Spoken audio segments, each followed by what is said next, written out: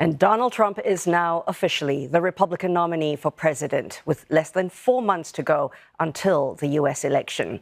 He accepted the nod in a highly anticipated appearance before the Republican National Convention in Milwaukee, Wisconsin, and delivering his first speech since last weekend when he survived an assassination attempt. America's future will be bigger, better, bolder, brighter, happier, stronger, freer, greater, and more united than ever before.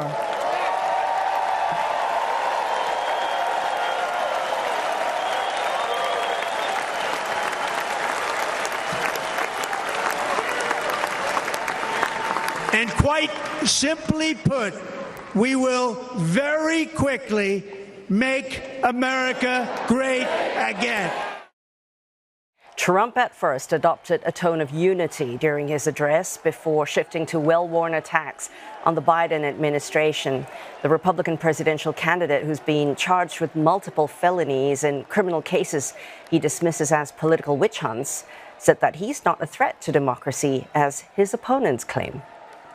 This election should be about the issues facing our country and how to make America successful, safe, free, and great again.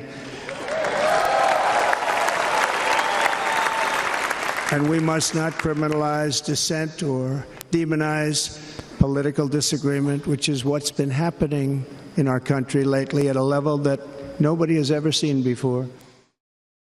And he listed the areas where he's targeting his Democratic opponents: inflation, illegal immigration, and foreign conflicts, themes that have been constant throughout his campaign. Trump also taking aim at Chinese autos. Because we're going to bring back car manufacturing, and we're going to bring it back fast.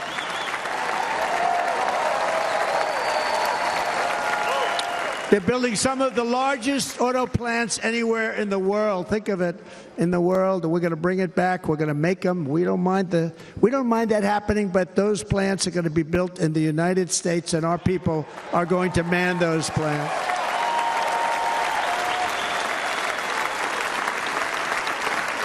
And if they don't agree with us, we'll put a tariff of approximately 100 to 200% on each car, and they will be unsellable in the United States.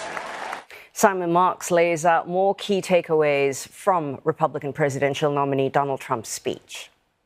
Republicans are now leaving this convention in Milwaukee after listening to Donald Trump's 90-minute speech, and they are all preparing to head back to their home states and their hometowns, many of them saying they intend to redouble their efforts to deliver a Republican victory this November.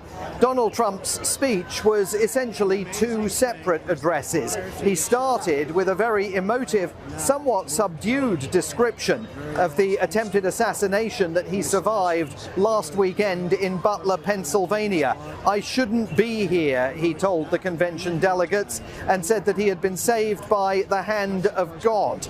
The former president paid tribute to Secret Service agents who had reacted quickly at the scene, and there was applause for those Secret Service agents. He also at one point paid tribute to the Trump supporter who had been killed during the attack, a firefighter from Pennsylvania whose empty uniform was on the stage. Donald Trump walked over and embraced it.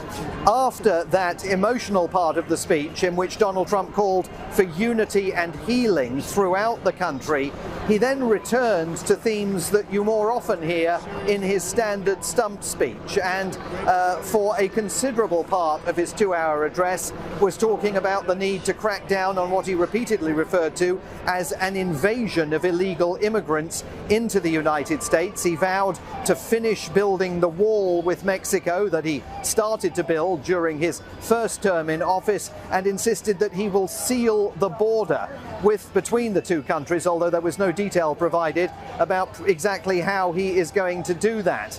In foreign policy terms, he slammed countries that he says don't pay their fair share of costs for defense, And with regard to the Asia-Pacific region, he insisted that an era of high tariffs against Chinese goods, particularly electric cars, is set to continue. He threatened tariffs of up to 200% on Chinese electric vehicles. He said there was the growing threat of conflict in Taiwan, in the Korean Peninsula, in the waters off the Philippines, indicated that he would immediately solve the crisis in Ukraine and the war in the Middle East between Israel and Hamas in Gaza, although again there were no details of exactly how he would bring both of those conflicts towards some kind of a peaceful conclusion. Time and again in his speech he urged Americans to find a way of uniting. He insisted that he wants to be a president for all Americans, not just for half of the country, and he urged people to reward him with their vote, pledging that he would work for working Americans every single day of his presidency, rebuild an economy that he claimed had been completely shattered by President Joe Biden, whose name he only used once briefly in passing during an ad-libbed section of the speech. But this was a long speech. We noticed one prominent ally of Donald Trump, Georgia Congresswoman Marjorie Taylor Greene, leaving the arena 25 minutes before Donald Trump's speech finished, and there was a slow trickle of Republican delegates leaving the Fiserv Forum even as the speech was continuing. On the east coast of the United States, the speech lasted until after midnight Eastern time. And I think it's an open question as to whether Donald Trump, with such a lengthy address, has managed to persuade wavering voters to move into his corner, and has also managed to achieve the bump in the opinion polls that Republican strategists and his campaign managers were fervently hoping to see off the back of this convention. But there is no question that as these delegates leave Milwaukee tonight, this is Donald Trump's Republican Party, remade in his image, and they are absolutely determined to help him bring his own presidential bid to victory and to bring candidates in the House and Senate races across the line to victory, so that in November, Republicans enjoy a clean sweep. Simon Marks, CNA, at the Republican Convention in Milwaukee.